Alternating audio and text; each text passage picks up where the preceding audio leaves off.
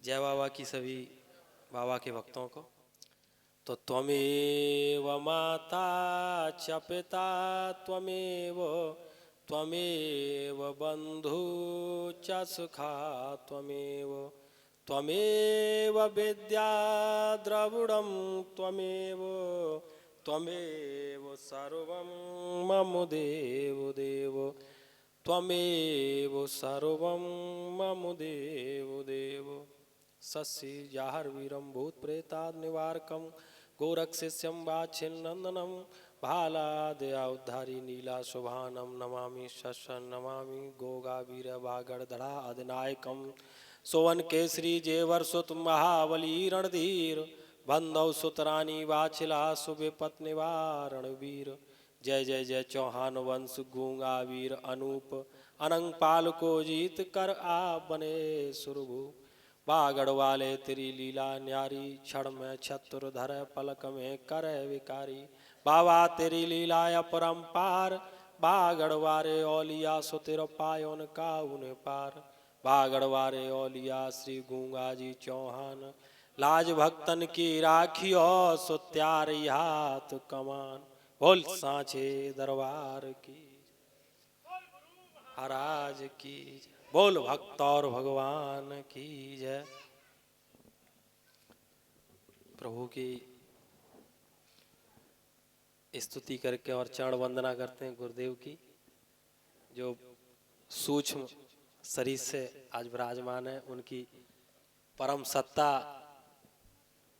पूरे तरीका से विद्यमान है। उनकी सूक्ष्म सत्ता नमन करके स्तुति करके और उनके गुणगान की शुरुआत कर रहे हैं।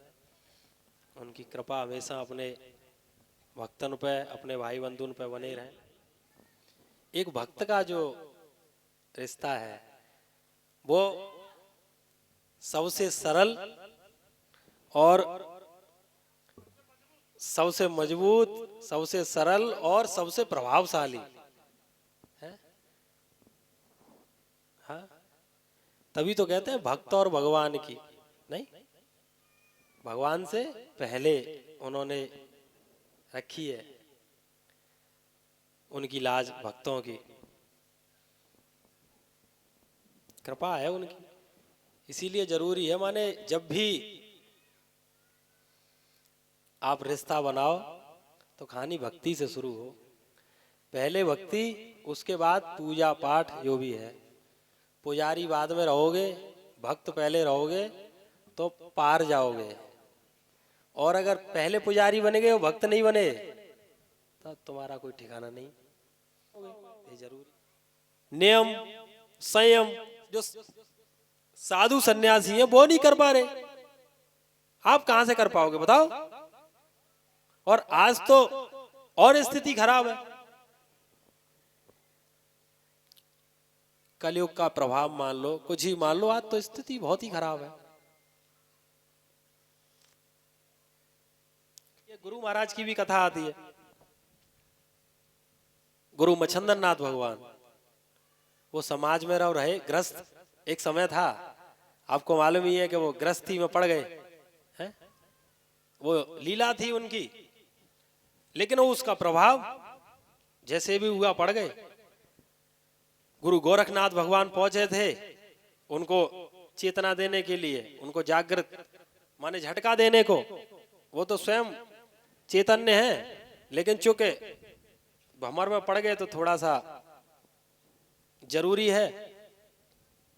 जब वो पहुंचे तो उन्होंने चेताया गुरु को कि गुरु भगवान कहाँ आप फंस गए, और चलो छोड़ा छाड़ी करो, ये गृहस्थ आश्रम में पड़ गए आप।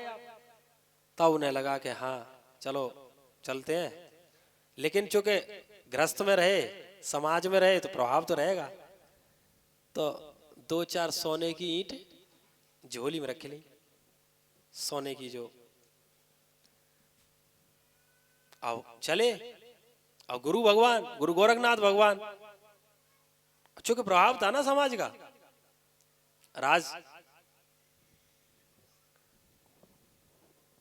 राजा बन के रहे। जब चले आए तो उनको पता चली गुरु को कि इनकी झोली में सोने की ईंटें रखी हैं। उन्होंने कही गुरु महाराज ये सोने की ईंटें क्यों? अरे तुझे क्या मालूम है, ये यहाँ कभी खाओगे पियोगे बैठोगे सारी चीजें ये सुविधा रहती है पूरी। कि गुरु महाराज क्या बातें कर रहे हैं, ये तो बहुत बीमारी की जड़ है। अरे तू कुछ नहीं जानता, तुझे क्या मालूम कितनी सुविधा है, कोई बात पड़ जाए कितनी सारा इंतजाम हो जाएगा, इससे भंडारा वगैरह होता कोई बात होती। कह रहे गुरु महाराज उन्होंने, ये पूरी कथा है, तब तक प्रभाव था ना समाज का,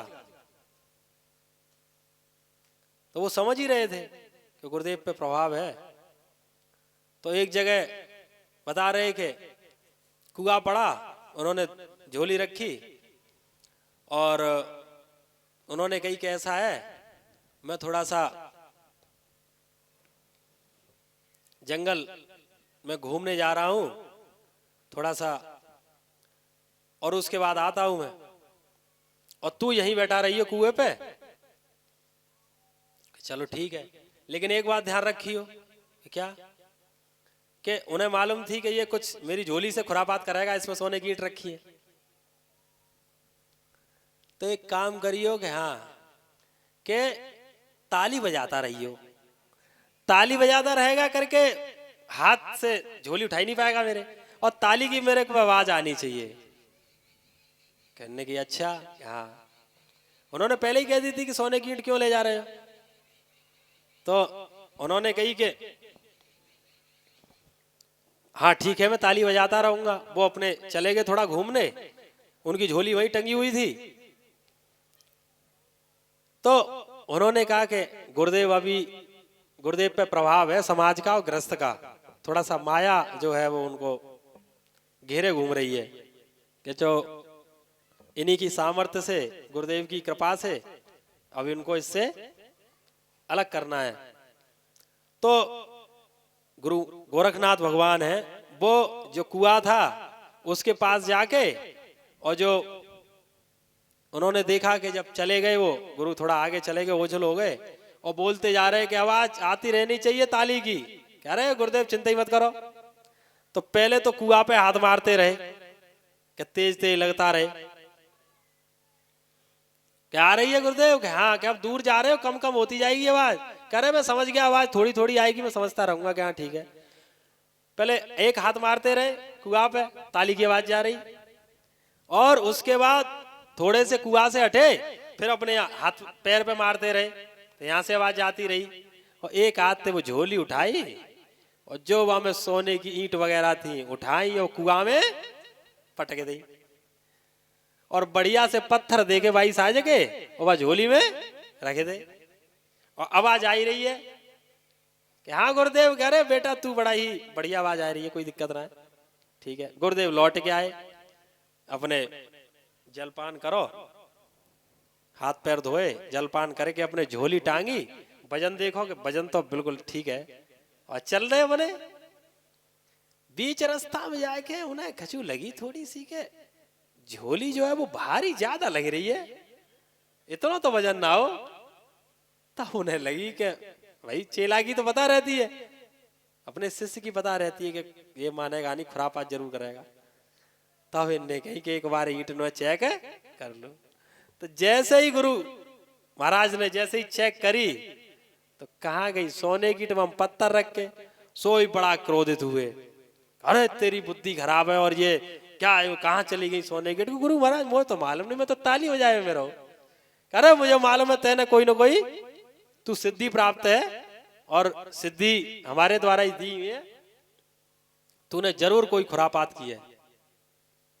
तब उन्होंने कही कि गुरु महाराज कहा सोना चांदी। अरे तुझे क्या मालूम है, तूने बहुत सोना चांदी देखा है। थोड़ी गुस्सा होती है क्रोध में तो कह ही जाते हैं। तब उन्होंने हाथ जोड़ के कही कि गुरु महाराज आप ही की दैवी विद्या है, आप ही की कृपा है, आप पे प्रभाव है, तो मेरे पे आप ही की कृपा दृष्टि है। आप सोने की ईंट की दो चारनी की कह रहे हो, अब अगर आप आज्ञा दो तो आपकी कृपा थे इतनो सोनो कर दूं कि आप बटोतरी को। अरे बड़े तेने जानी, थोड़ी सी कह दी ऐसे ही कि जा करके दिखा दे अगर इतनी है तो। परम सिद्ध महासिद्धि है, साक्षात भोले। तब वो भोले की जो कृपा थी उस जगह उन्होंने दिखाई थी कि मुझे शिव अवतारी क्यों कहते हैं।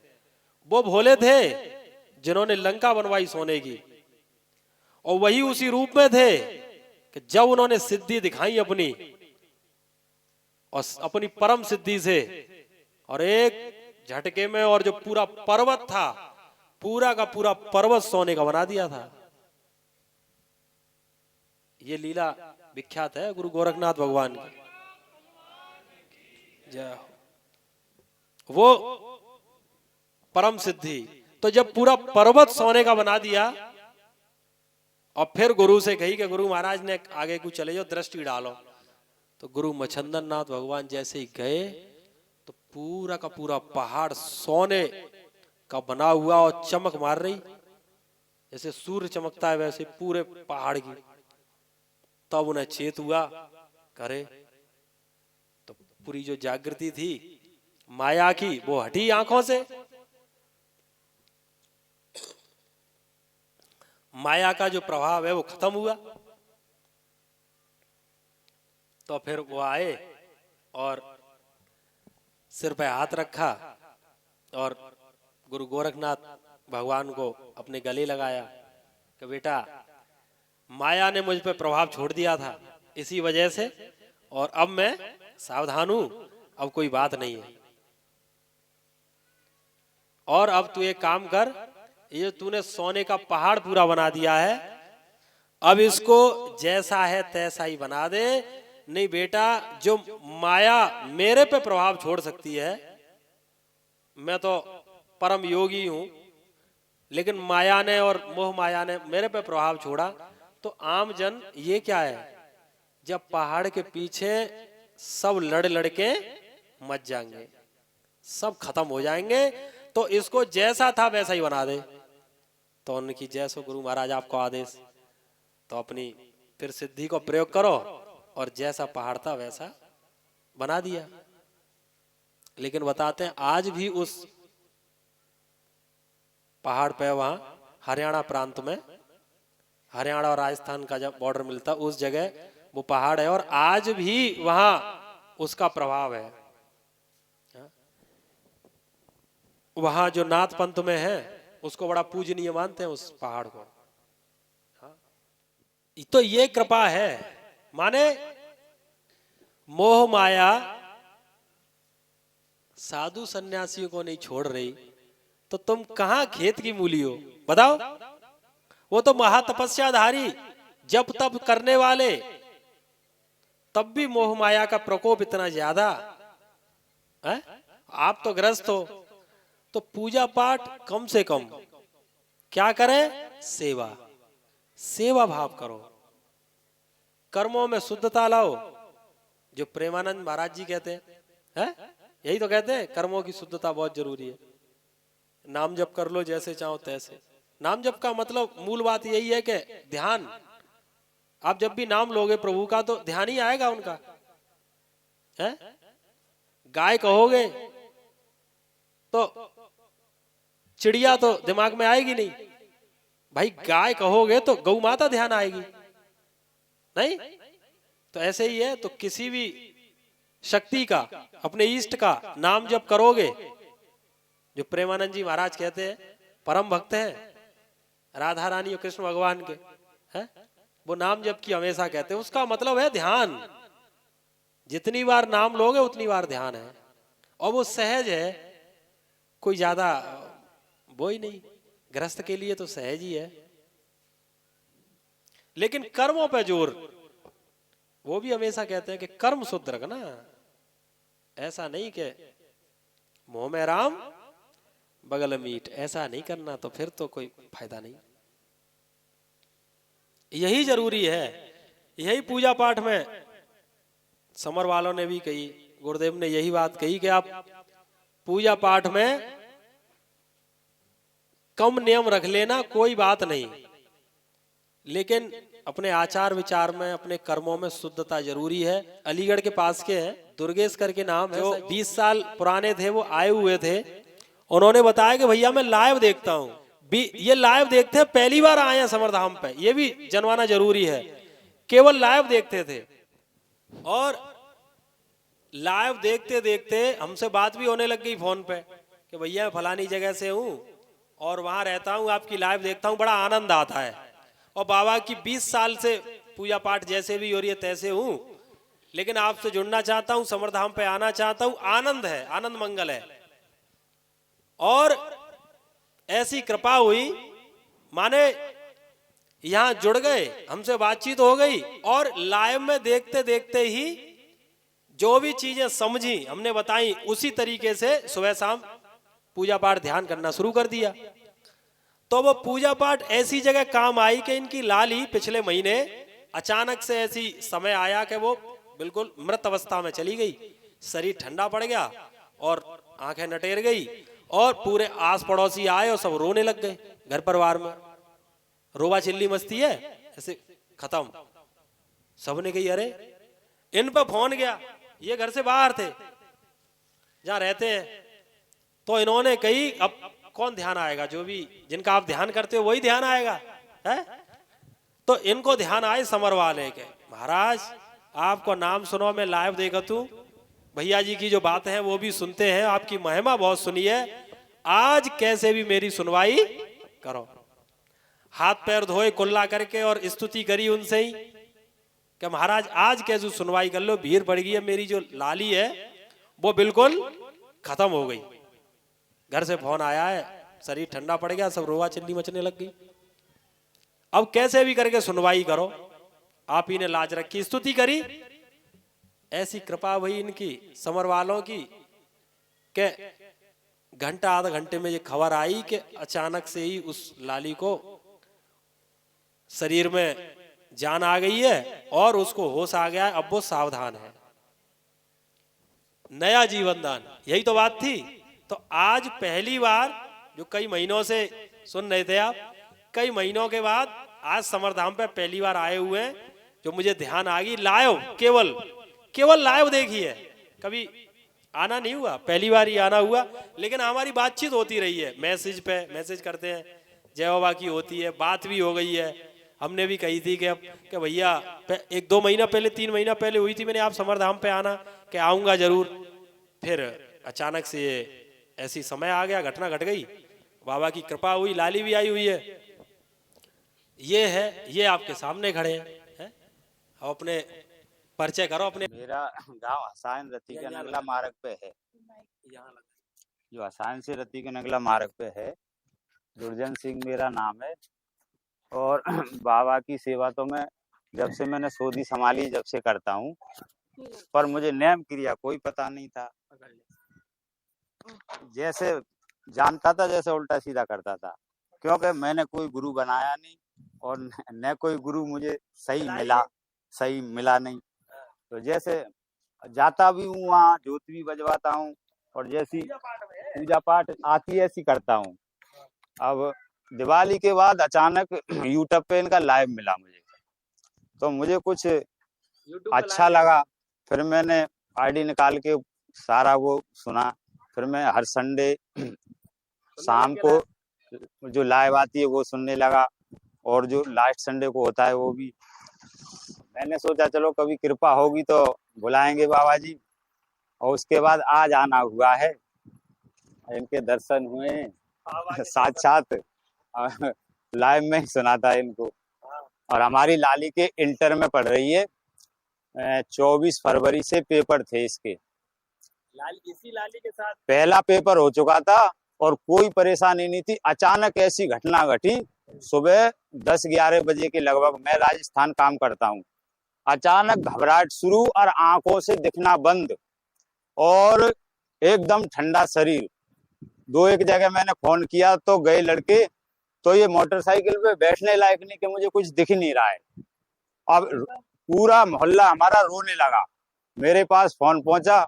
अब मुझ पे क्या रखा था वहां 900 किलोमीटर दूर, तो मैंने तो तुरंत हाथ पैर धोए और बाबा जी की स्तुति करी, 5 रुपए रख दिए, 2 धूप बत्ती बढ़ा दी। महाराज तुम जानो, तुम्हारा काम जाने, मैं तो बहुत दूर हूँ। पर घंटा आधा घंटा बाद शांति मिल गई, फोन गया कि आराम है। तो महाराज जी से बात हुई, महाराज जी बोले ठीक है, कभी आओ तो लाली को लेके आना। हाँ, जाना तो सही, के इतनी जान बचाई, कौन हाँ। से समरवाए नहीं। ये उनकी कृपा है, ये उनकी आप लोगों के लिए सुनवाई है। लेकिन आप लोगों को भी अपनी जगह सही रहना है, इसकी भी जरूरत है। अक्सर करते क्या है कि हमारा तो समझाने का काम है, अब लोगों का ज्यादातर जो रवैया है वो ये है कि भैया थोड़ी सी हमें रक्षा दे दो, माला दे दो, मंत्र दे दो, हमारी परेशानी कट जाए और बस। हम कह देते हैं भैया सुबह शाम पूजा कर लियो, अरे भैया ये तो झंझट है। झंझट? गोगामेड़ी दर्शन करिए, अरे भैया बड़ा काम धाम है, और आप क्या, आप समझा करो थोड़ी सी। तो फिर ये भी कहते थे, हम भी कहते हैं, तेरे बदले की पूजा मैं कर लूँ, तेरे बदले के दर्शन गोगामेड़ी हम करे आवे, और भलो किनको है जाए तेरो, तो बड़ो तो चतुर चालाक है। ऐसे काम करते हैं तांत्रिक। नहीं, तुम टेंशन मत लो, तुम्हारा जो हवन है मैं कब्रिस्तान में रात के 12 बजे करे आऊंगा, तुम बस 11,000 रुपया दे दो, सब काम है जाओ। यही तो बात है। लेकिन ऐसा होता नहीं। सच्चाई प्रकृति का नियम यह है कि जब तक तुम खाना ना खाओगे तब तक तुम्हारा पेट नहीं भरेगा। है? दूसरे के खाने खाए हुए तो तुम्हारा पेट थोड़ी ना बच जाओ। नहीं, दूसरे के कर्म करने से तुम्हें कोई मिलने वाला है कुछ? आपके कर्म आपके लिए। आपने अगर अच्छे कर्म किए तो उसका फल मिलेगा, और गलत कर्म किए तो उसका दंड भी आप ही को मिलेगा। आपके बदले थोड़ी ना कहीं मिल जाओ। यही सच्चाई है। ये कहते थे हमेशा, हमें भी मालूम है सामने से, दो लाइन है जो कहते थे कि नए नए लोग कैसा व्यवहार करते हैं, जो दो लाइन है, खाए खाए कौआ जोड़री, मारत फिरत विहंग, मारत फिरत विहंग, जाय समुद्र मझियानो, हंसन की सरवर लखी, सो उड़न चाह तो संग, उड़न चाह तो संग जाए समुद्र मझियानो, जड़ की जल की पड़ी लथा, देख कौआ दहलानो। रोए रोए कौआ कहे, बढ़न के बने बनौआ, बा हंसा ने दवाए पैर में पार पे डारो कौआ। ये लाइन है जो इनके सामने की है। सार ये है इसका कि माने एक बार कौआ जो है, जो कौआ बोलते हैं इसे, बड़ा ही चतुर चालाक किस्म का पक्षी है? माने ये जो फसल होती है बाजरा की या जोड़री की, ज्वार की, वो फसल का टाइम था और वो फसल खा ली उसने, और बढ़िया तरीके से खूब पेट भर गया। अब पेट भर गया तो मजबूती आ गई। अब मजबूती आ गई तो अब उसे लगे कि ये मेरे जैसा अब कोई है नहीं, पच्छन को राजा में हूं और मेरे आगे कोई टिक नहीं रहा। चतुर चालाकों की यही कहानी है। और उड़ते उड़ते, बहुत तेज उड़ते हुए वो समुद्र के पास पहुंच गया। समुद्र के पास पहुंचा तो उसने एक पक्षी देखा, हंस। हंस बेचारा शांति से बैठा, जो शांति से बैठा, वो तो देख भी नहीं रहा। कौआ आया कि ये कैसा पक्षी शांत बैठा है, न कोई लेना देना नहीं, उड़ भी नहीं रहा, न टहल रहा, न कोई मतलब, ये तो बेकार पक्षी है। तो वो गया तुरंत उसमें एकदम मारी कौनी, कह रहा बेवकूफ से पक्षी कैसे बैठा है यहाँ। अरे हंस ने जो देखी, क्या चक्कर है भाई, क्या दिक्कत है? कह रहे बेकार पक्षी है, बैठा हुआ है, बहुत देर से देख रहा हूं मैं, क्या तेरे में तो कोई करामात ही नहीं, कैसा पक्षी है भाई? एक दो और हंस आ गए, क्या दिक्कत है भाई? कह रहे तुम बेकार के पक्षी तुम। वो समझ गए कि कौआ है, उनसे तो देखे सैकड़ों हजारों कौआ कि जे जरूर जाको पेट फुले जाकी बुद्धि बोराई हुई है। हाँ, सो उनने कही कि तो क्या चाह रहा है? कह रहे मैं तुमको कुछ समझता नहीं, तुम बेकार हो। बंसल जी बैठे हैं था, बेकार तुम का मतलब में नहीं। बहुत देख रहा हूँ मैं, तिलक लगा के बैठे हो और कपड़ा ऐसे भक्क सफेद पहन के बैठे हो, तुम काऊ मतलब में हो, तुम कोई दमदारी नहीं। तो बंसल जी जैसे बैठे कि भैया कोई बात नहीं, हम समझ रहे हैं, तुम जैसे ही हमने लपका जीवन में देखे हमेशा, तुम जैसे कौआ ही देखे, तुम जैसे को हिल्लो लगाओ हमेशा शुरू से। तो कौआ बोलो कैसो है, या तो यहाँ से सब निकलो, यहाँ से जितने भी हंस है सब निकलो यहाँ से, तुम बेकार पक्षी हो, और नहीं तो फिर मेरी जो दमदारी है वो देखो और कंपटीशन होई। बनने गई भैया आप कौआ होते कंपटीशन। एक बोले हंसल जी बात ने की कि भैया बिल्कुल कंपटीशन होगी, कोई दिक्कत नहीं, तुम जैसे कौअनते काई कंपटीशन करे, पर चलो ठीक है। तो बंसल जी मात साहब बार ने इशारा दे दो कि बंसल जी पल्लों को ले जाओ समुद्र मांग लंबो, या कौआ की चाल मई मालूम पर आई। तो हंसल जी समझ गए कि ठीक है। तो जो हंस था उसने क्या किया कौआ को कि चलो कंपटीशन होगी लेकिन इस साइड में होगी। अब कौआ जोड़री खाए हुए बाका कछु सूझ रहा, अरे तुम चाहे जा ले चलो, देखो तुम्हें दिखाऊं, तुम पड़े पड़े जा, कभी उड़ते हो नहीं कि चलो। हंस तो हंस उड़े, दोनों दिशा पकड़ ली समुद्र की। तो कौआ कभी इस चाल से उड़े ऐसे टेढ़ा, फिर हंस से कहे कि देखी उड़ान मेरी टेढ़ी चाल की। अरे हंस कहे चल ठीक है उड़त रह तू अपने। फिर उसने चाल बदली कौआ ने दूसरी तरह की, उसने कही हंस से देखी देखो ये वाली चाल उड़ने की। हंस ने कही कोई बात ना, तू चल चाल बदल ले। आगे जाके तीसरी चाल बदली, फिर ऐसे उड़ो ऊपर घुमो करके, फिर नीचे को चौंच करके, 4-5 तरीका बताए वाने हंस है कि देखी ऐसे उड़ो करो, तुम कहा जानो उड़ो। हंस ने कही कोई बात ना, चलो ऐसे उड़ रहा जैसे तुम्हें आवे, हम पे तो एक ही चाल है, एक ही चाल तो उड़ते हो। अब बातचीत करते करते चाल दिखावत दिखावत कौआ 4-6-10 किलोमीटर आगे निकल आओ, और 50 किलोमीटर आगे निकल आए धीमे धीमे बातचीत में। तब तक ध्यान नहीं कौआ। अब नेक देर बाद पंख थोड़े से थके कौआ के। जब कौआ के पंख थके तो पानी के लिए 2 मिनट कौ पेड़ पे बैठ लू, तो इधर नजर करी इधर करी, कहूं पेड़ ही नहीं दिखाई दे, पेड़ नहीं दिखाई दे रहा, पानी के पीछे देखू ना मुड़ लू, पीछे देखो तो पीछे हूं समुद्र, आगे हूं समुद्र। एक बार के लिए तो लगी कौआ क्या, तो हार्ट अटैक सो तो आई गो सोच के। फिर हंस ते कही कि भैया बड़ा मीठी भाषा में कि भैया ने कहा थक गए होगे, ने कहा तुम पेड़ बैठ ले हो। हंस ने जवाब ही नहीं दो कि ना भैया चाल बदल ले हो, कि भैया ऐसा है चाल बाल तो अब सब भूल गो में, मेरे ने पंख थोड़े थक गए तो ने कहूं पेड़ बैठनो है। तब उन्हें कही ऐसा भैया क्या पेड़ फेड़ने को जहाँ कोई सिस्टम ना है, कह रहे ऐसा मत कहो भैया, जहाँ सैकड़ों किलोमीटर तक पेड़ ना है कहीं, न 100,000 किलोमीटर आगे न सैकड़ों किलोमीटर पीछे। क्या तो भैया ऐसे कैसे कह रहे हो तुम? क्या भैया चाल बदल ले, शायद दूसरे तरीका तो उड़ ले। क्या भैया मैं हाथ जोड़ रहा हूं, मेरी सबरी चाल फेल है गई, मेरे पंख थक गए और मेरी जो पेट में जोड़ फोड़ रही खाए के आओ बाजरा बाजरा वो सब पच गो, अब मेरे बस की ना है।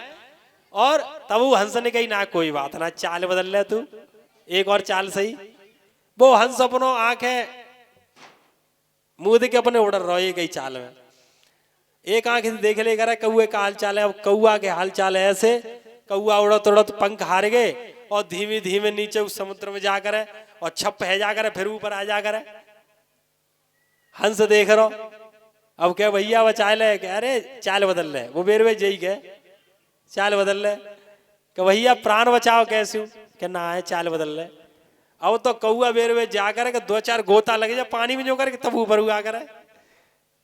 अब कहा पानी में थोड़ी ना बैठ ले हो। अब ऐसो लगो के बाने की कि भैया अब ऐसो है मुंह पे है गई गलती है, अब मारो चाहे छोड़ो, मैं तो अब जब पानी में गिरे हुआ हूं, मैं खत्म है हुआ हूं, मैं माफी मांग रहा हूं। अब मैं समझ में आई कि जो बड़े होते हैं उन बड़े के बड़े बनौआ है। तब कई ले पायन के बीच पारे पे डारो कौआ। अब हंसन देगी कि ससुरे अब आओ, अब शांत रहियो, फिर पकड़ो पंजन में और लाए के किनारे समुद्र के डारो कि आज के बाद अपनी पूरी बिरादरी में कह दियो हंस ऐसे ही हंसना है, एक चालते 1000 किलोमीटर तक उड़ सकता है। कबू कंपटीशन मत कर लियो है। तो यही स्थिति है। नीच प्रवृत्ति के लोग 2 पैसा का आ जाएंगे, आप देखो उनकी चाल है कैसे इतराए के चलते चाल।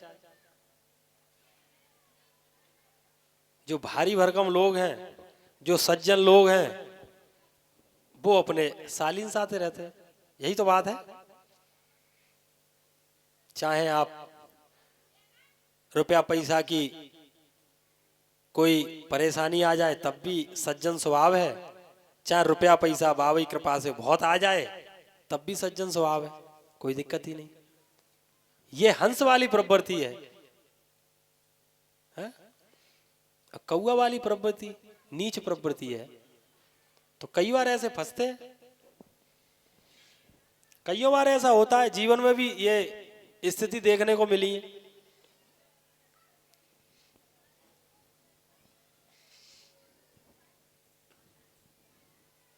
इसीलिए हमेशा अपनी स्थिति समझ के रखो। माने ये अपने टाइम पे उन्होंने ये बात कही है सीधी। ऐसे कहते हैं ना दूसरे की परेशानी परेशानी समझो। ऐसा नहीं है कि बस दूसरे की परेशानी को मजाक बना रहे हो, हंस रहे हो उस पे, हैं ताने कस रहे हो उस पे, तो ये नीचता है। ऐसा नहीं करना, क्योंकि कब समय बदल जाए किसी की मालूम नहीं।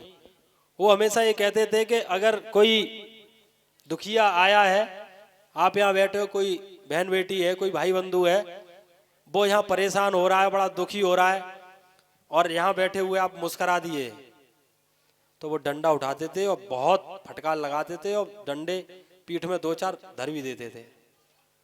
और कहते थे कि तू आज जो हंस रहा है यहाँ बैठ के, एक दिन तू भी ऐसा ही था, जब रोता हुआ आया था तो हमारा बहाना लगाया और बाबा ने सुनवाई की थी, वो दिन भूल गया।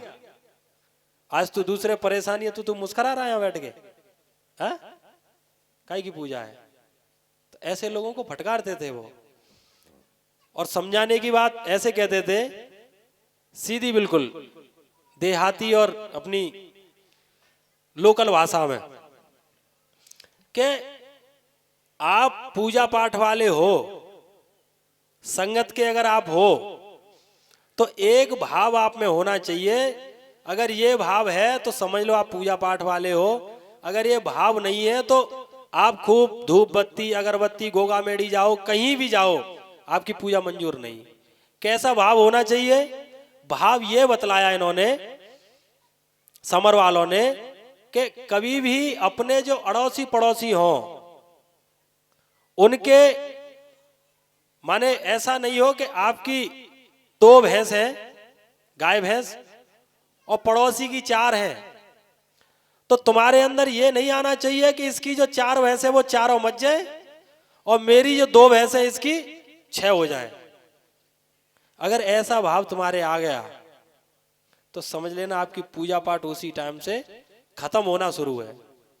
फिर आप चाहे 2 धूप बत्ती लगाए लियो, चाहे 200 धूप बत्ती लगाए लियो, आप गोगा मेड़ी चले जियो, एक नहीं 100 बार चले जियो, आपकी कभी भी पूजा मंजूर होगी नहीं, आप रोते ही फिरोगे। तरीके गलत हैं, आपकी नियम क्रिया गलत है।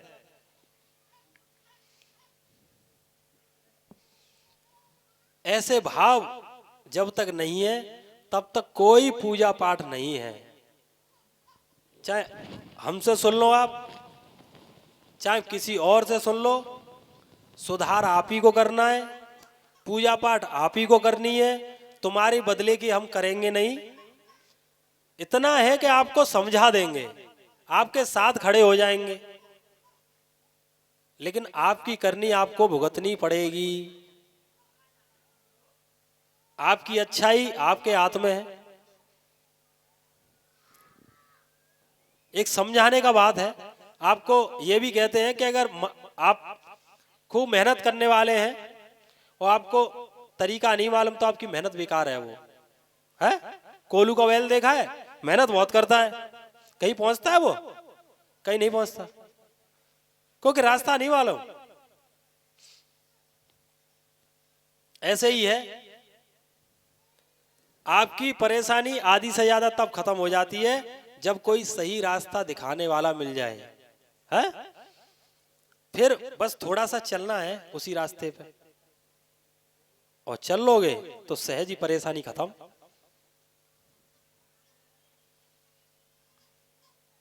यही तो बात है, यही समझाने की बात है हमारी। तांत्रिकों वाली नहीं, तुम्हारे बदले को हवन हम कर देंगे। अगर कोई कह रहा है ऐसी बात तो वो गुमराह कर रहे हैं तुम्हें।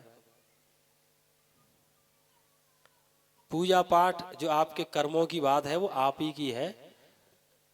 कोई भी है, जो गुरुदेव है, जो कोई भी है, वो आपको समझा सकते हैं, सही मार्ग बता सकते हैं। बस चलना किसको है, वो आप ही को पड़ेगा।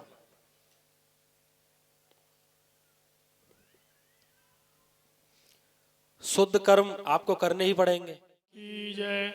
तो त्वमेव माता च पिता त्वमेव, त्वमेव बंधु च सखा त्वमेव, त्वमेव विद्या द्रविणं त्वमेव, त्वमेव सर्वं मम देव देव, त्वमेव सर्वं मम देव देव।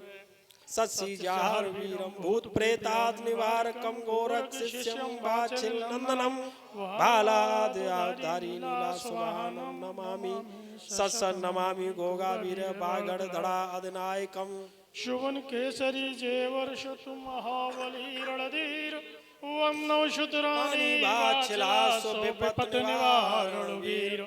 जय जय जय चौहान वंश गोगा वीर अनूप, अनंग पाल को जीत कर आप बने सुरभूप। बागड़ वाले तेरी लीला न्यारी, क्षण में छत्रधर पलक में करे विकारी।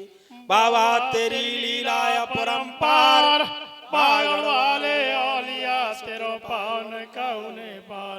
बागड़ वाले औलिया श्री गंगा जी चौहान, लाज भक्तन की राखियो सो त्यारे हाथ कमान। बोल साचे दरबार की जय।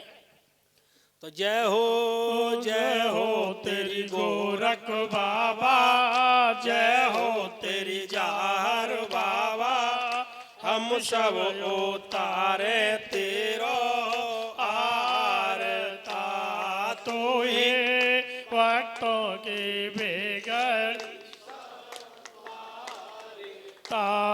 जय हो तेरी गोरख बाबा, जय हो तेरी जार बाबा। हम सब उतारे तेरो आरता, तो हे वक्तों के बेगड़ी सा बारता। जब जब वीर पड़ी भक्तों पे तब तब करे सहाय। जब जब वीर तब तब करे सहाय। और तेरे दर्शन करने दुनिया दूर दूर से आई रे बाबा।